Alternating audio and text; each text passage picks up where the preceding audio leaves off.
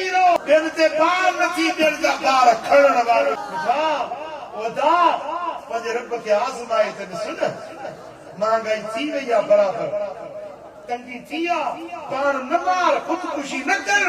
अॼु केतिरा माण्हू पाण था मारनि पिया ख़ुदकुशी जो सोचनि था पिया हिकिड़नि कयूं आहिनि ॿिया सोचनि था मनसूबा था ठाहिनि इहो बुज़दिल आहे बेहमीअत आहे इहो मर्द नाहे जेको पाण थो मारे मर्द हालात सां मुक़ाबिलो कंदा आहिनि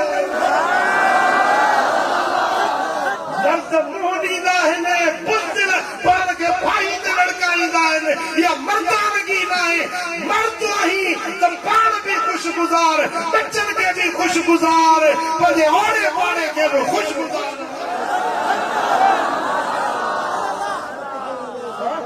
ॿियनि ते ॿार नथी ॿियनि जा ॿार खणण वारो फकीरो करमी फकीरो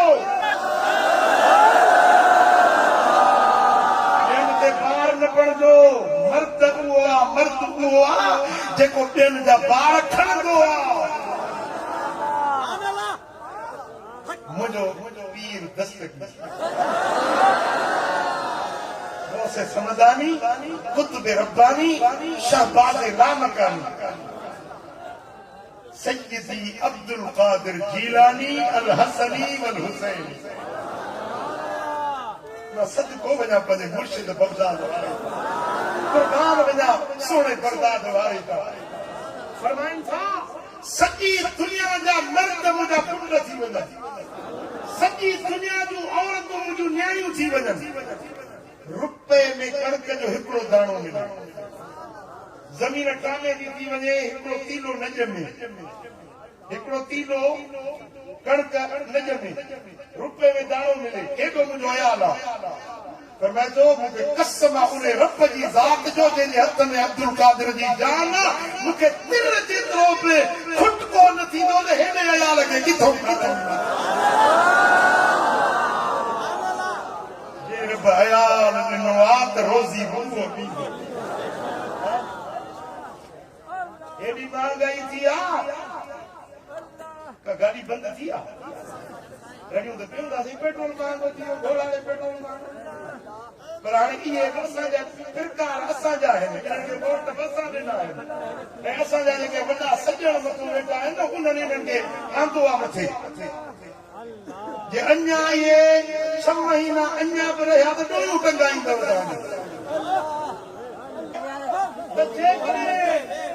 एॾो मुंहिंजो अयाल हुजे एतिरा पुट न्याणियूं बच्चा घर जा भाती आके सॼी दुनिया जा माण्हू रुपए में हिकिड़ो दाणो मिले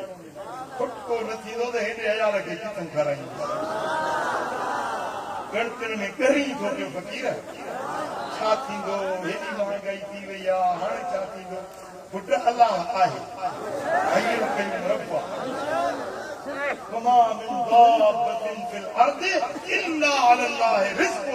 ज़मीन ते जाम चुरण वारी शइ आहे न सभिनी जे रिज़्क़ जो ज़िम्मो अलाह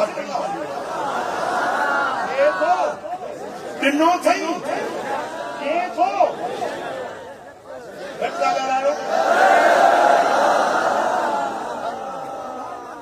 अटो घणे किलो आहे 35 रुपया ऐं 130 रुपया अटे जो किलो आहे ऐं गेहूं घणे आहे 500 रुपया मूंखे ॿुधायो एॾो गेहूं महांगो आहे बसर महांगो आहे टमाटो महांगो आहे पोइ हिकिड़ो बुख ते वेठो आहे